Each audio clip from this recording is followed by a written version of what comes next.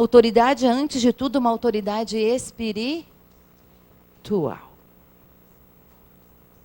Ela é chamada a garantir o tempo da qualidade de oração. Dentro da missão da autoridade, ela garante o tempo de oração. Ou seja, que cada membro tenha um tempo de vida que eu estou falando. Tenha um tempo para rezar. Ela garante, ou seja, ela determina que seja. Né? Por quê? Para que esse membro possa ser formado pelo próprio Deus com aquilo que ele tem de experiências. Então, garante que a comunidade seja orante. Ele vai determinar horários de oração, de adoração, de celebração eucarística. Ele vai, né, o fundador, a fundadora, principalmente, ele vai olhar e vai chamar a comunidade à intimidade e vai dar tempo para isso. A nossa comunidade precisa de tempo, horário mesmo, relógio, né, determinados de oração. Ok? Também ela é chamada a promover a dignidade da pessoa, com um sincero afeto. Aqui dignidade, gente, não é questão de ficar abraçando, né, mandando beijinho, ou dando elogios todo o tempo, ou não. A dignidade é dar a ela, primeiramente, a experiência do próprio Deus. Né? Segundo, ver se ela precisa de alguma coisa em termos de saúde, de encaminhamentos. Então, a autoridade, seja em que setor, ela vai encaminhar. Ela vai ver se você precisa, né, de uma certa oração especial, que é uma oração, às vezes por causa de uma dor, de uma ferida, seja autoridade de formador, aí vai entrar a autoridade de formador pessoal. Então, cada autoridade no seu ministério precisa ver, precisa o quê? Ver, se dar conta. Não pode ficar tudo em cima do fundador também, né? Nós precisamos trazer para ele o que está acontecendo nas realidades. Uma menina me falou numa das escolas, né, que estava acontecendo um pecado grave num casal que estava fazendo um vocacional. Num casal de namorados. Isso tem que vir à luz para o fundador ou para quem é responsável. Não pode se guardar quando é algo grave assim. Não é para contar para todo mundo. Mas é para que aquele lugar legal, que é o fundador, que é o formador, que coordena a formação, para quê? Para que haja uma intervenção, porque pesa para toda a comunidade. Então, não dá para deixar. Às vezes a gente vem falar coisas tão nada a ver, né? E não diz, e não coloca para a luz, para quem é de direito, o que precisa saber. Às vezes o fundador não sabe o que está acontecendo dentro do grupo comunitário, porque ninguém teve a coragem de dizer, até por medo, né? Vocês já tiveram medo? Medo de que vai embora, medo de que... Não, os medos, eles fazem parte do respeito humano que a gente tem. Mas, ao contrário, o bem da pessoa é que ela seja livre e capaz de Deus.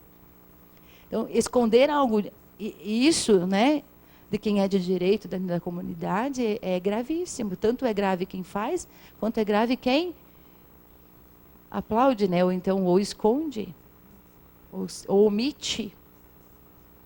Certo?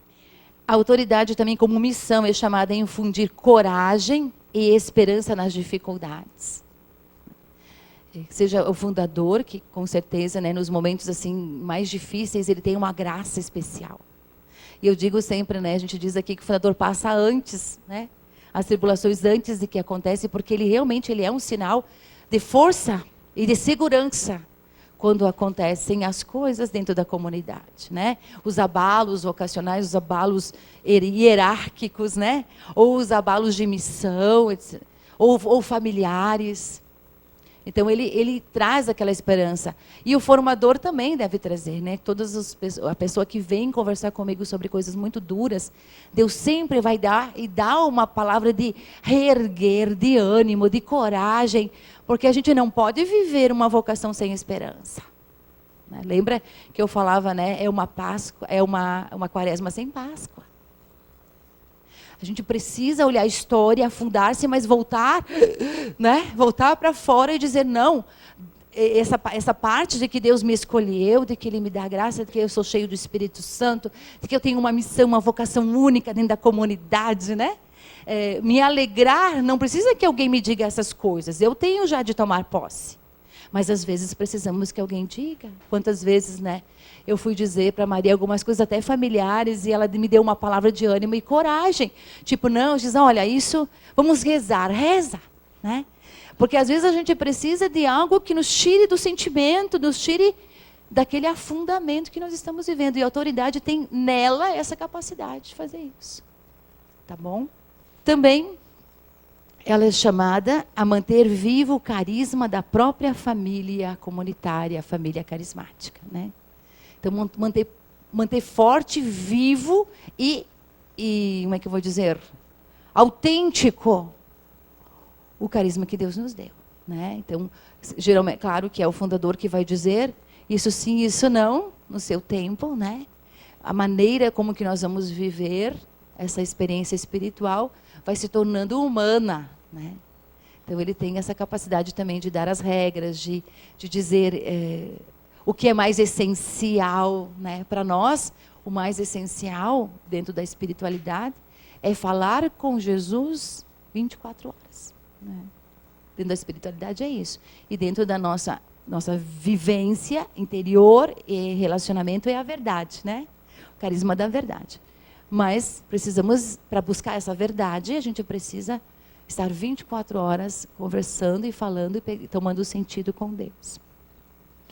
Também a autoridade é chamada a manter vivo o sentido de igreja. Nós estamos dentro desta autêntica igreja de nosso Senhor Jesus Cristo, né? Nós não somos algo isolado, nem à parte. Nós fazemos parte do corpo. Então, ele vai trazer todas essas circunstâncias dos documentos da igreja, do que a igreja diz, do que ela não diz. Vai oportunizar e vai pedir para a formação trazer o conhecimento da doutrina. Nós não podemos evangelizar sem conhecimento do catecismo da Igreja Católica. Mais, gente. Não dá mais. Porque é muita confusão de doutrina. Aquela confusão pastoral, né? É muita confusão, não dá mais para pregar sem a doutrina. Né? E Jesus e a doutrina é uma coisa só. Né? O anúncio do querigma atrai para que eu também ensine. Né? Ele atrai os discípulos, depois a parte ele ensina. Certo? Então não pode também ficar só no carisma para os no querigma para os membros a vida inteira. Né? Não pode só, Deus te ama, né? Deixa o teu pecado. Tudo bem, a gente já sabe esses passos, mas está vivendo. Então a doutrina aprofunda. Né?